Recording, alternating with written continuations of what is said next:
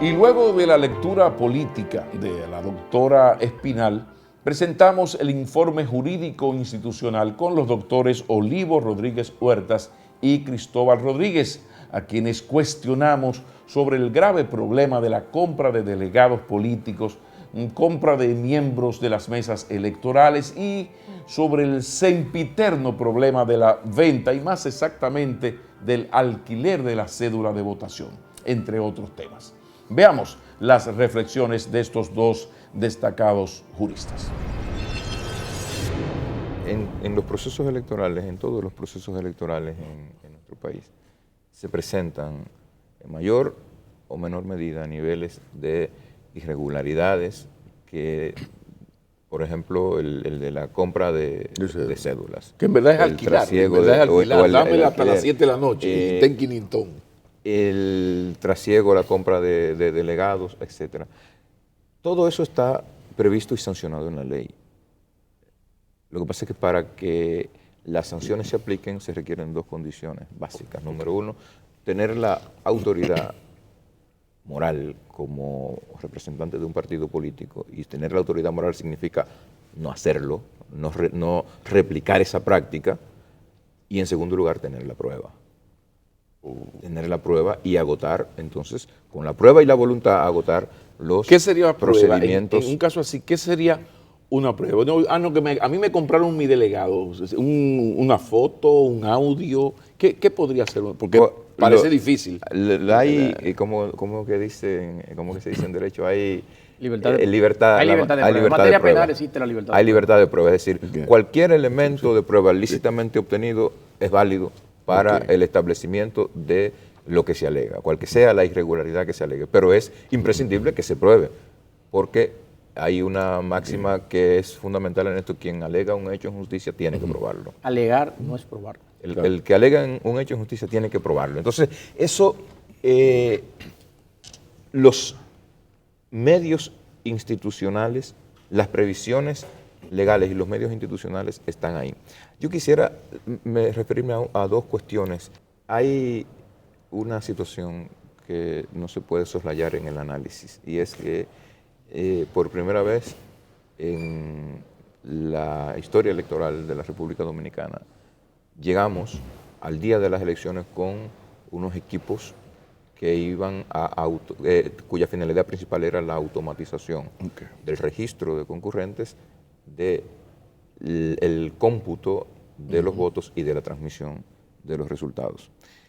Y el día 15 llegó antecedido de toda una nebulosa de cuestionamiento, de una actitud de cuestionamiento de la calidad de los equipos, de la preparación del personal que iba a administrar los equipos, del poco tiempo que se disponía para la capacitación de ese personal y de la confiabilidad. Es decir, había cuestionamiento en todos esos ámbitos, sobre todo desde los partidos de la oposición. Todo eso agravado con la sospechosa ausencia de los técnicos, aquella ausencia de casi exactamente, de los 3.000 técnicos que dijo el presidente de la Junta Central Electoral. Entonces, en las primeras horas, en la primera hora y media del 16, del 15 de mayo, estas alegaciones de irregularidades o estos alegatos de irregularidades se vieron muy reforzados por los inconvenientes que efectivamente tuvieron lugar. Ahí estamos hablando del aparato de captar huellas. El 27% de los colegios electorales, al 27% de los colegios electorales no llegaron los equipos.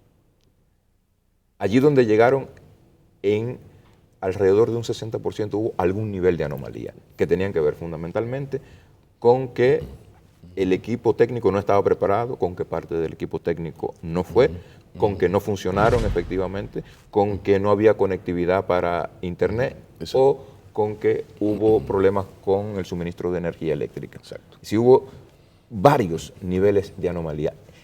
Estas situaciones, esto que se produce en las primeras horas de la mañana, fue determinante para todo el discurrir del proceso, porque esto es lo que va a servir luego de plataforma para la construcción de todo, la magnificación de las irregularidades y toda la alegación de fraude que se ha venido denunciando, sobre todo desde los partidos políticos de oposición.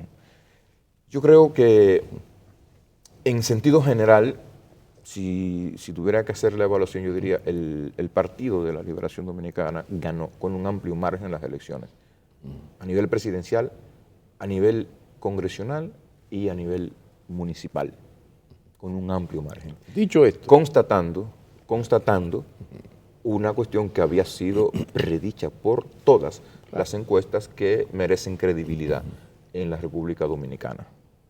Es decir, en ese sentido, el resultado era previsible y no había mucho espacio para la sorpresa. Ahora bien, aparte de esos inconvenientes técnicos, se han puesto en evidencia otros niveles de irregularidades. Y yo lo que digo es, la Junta Central Electoral tiene que dar respuesta a cualquier alegato de irregularidad jurídicamente fundado. A cualquier alegato de irregularidad jurídicamente fundado, hay que darle respuesta. Y eso es necesario porque, sobre todo, a la clase política, a los partidos políticos, no les conviene que se cierre este proceso y que haya incertidumbre o cuestionamientos razonables.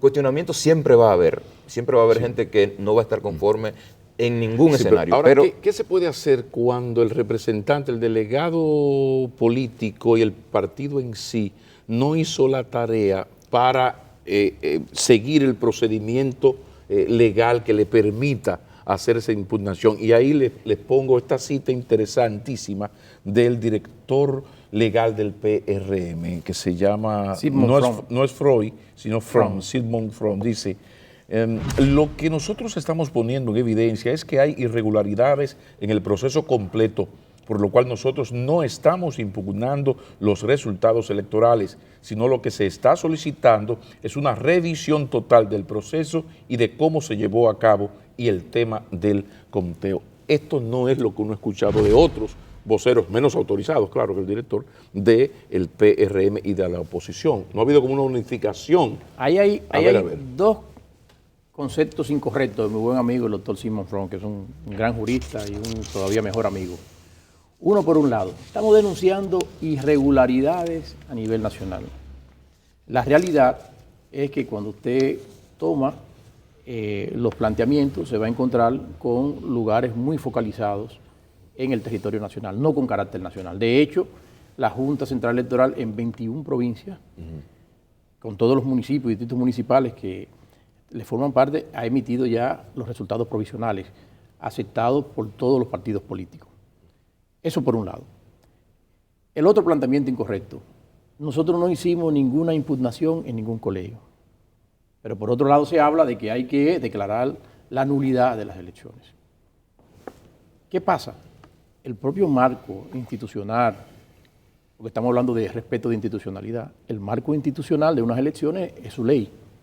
Y lo que manda, lo que prescribe, es que los hechos que sirvan de base para impugnar la validez del resultado de cada colegio electoral, esos hechos tienen que ser articulados de manera clara y precisa en el acta electoral. Es una causal de inadmisibilidad en los términos de la ley electoral de las demandas de nulidad fundadas en estas razones que no hayan sido alegadas o invocadas por los representantes de los partidos políticos. Es lo que recoge en otra forma una vieja expresión de que el acta mata voto, ¿entiendes? Entonces, lo que se ha querido en cierta forma, con el argumento desde la oposición, es prevaliéndose de una falta, que es su deber de vigilancia, de controlor de la legalidad de la actuación en los colegios electorales, prevaliéndose de esa falta absoluta, bueno, querer venir a sembrar una sombra de duda, y una sombra de duda general como que es en todos los renglones, cuando sabemos que esto está, por ejemplo, no tienen la virtud de reconocer, por ejemplo, a nivel presidencial, donde no hay ninguna discusión, donde ya el 98% de los votos fueron escrutados, en niveles, sobre todo a nivel municipal en algunos lugares y a nivel del voto preferencial en determinados sitios. Entonces se quiere hacer ver esto como una cuestión general y absoluta. Ahora, lo que es innegable es que hubo irregularidades y la clase política dominicana sigue siendo una vergüenza, muy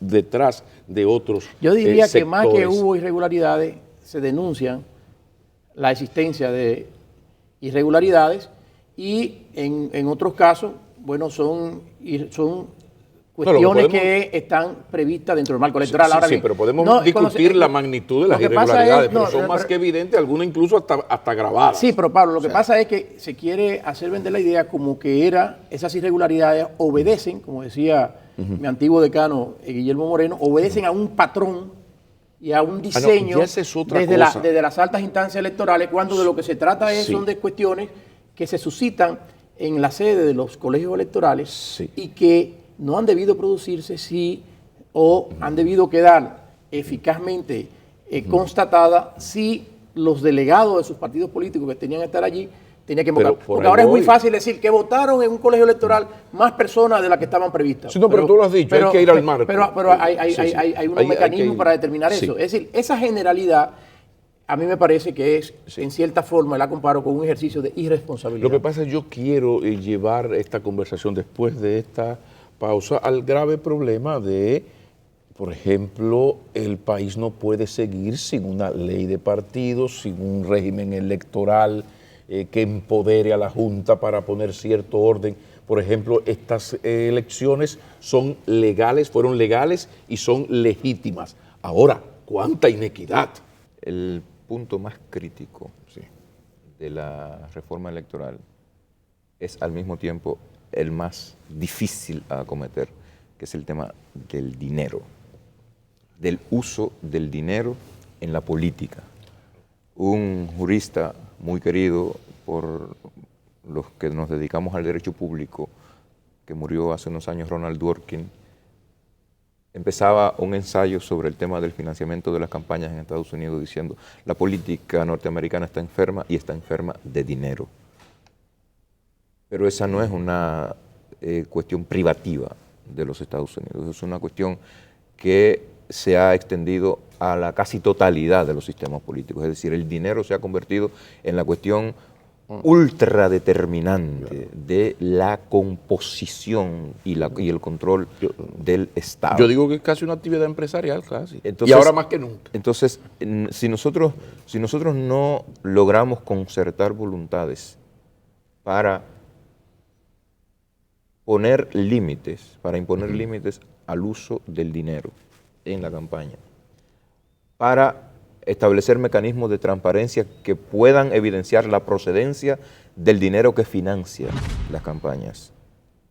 Si nosotros no nos podemos poner de acuerdo para regular el uso de los espacios de deliberación pública para la publicidad en la campaña, de manera que, lo que tú decías, de manera que el proceso político, una de cuyas manifestaciones concretas es el proceso electoral, sea un poquito más equitativo, entonces la democracia está en riesgo.